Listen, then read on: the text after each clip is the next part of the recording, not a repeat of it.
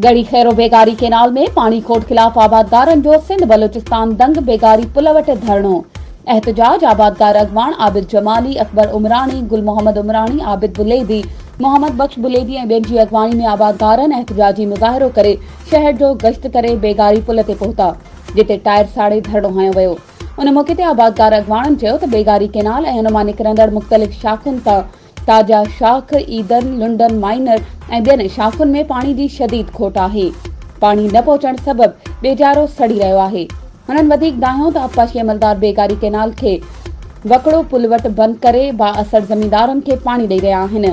हुननि वधीक दाहियो त हिन साल बेगारी केनाल खे 1 महीनो लेट पाणी ॾिनो वियो आहे।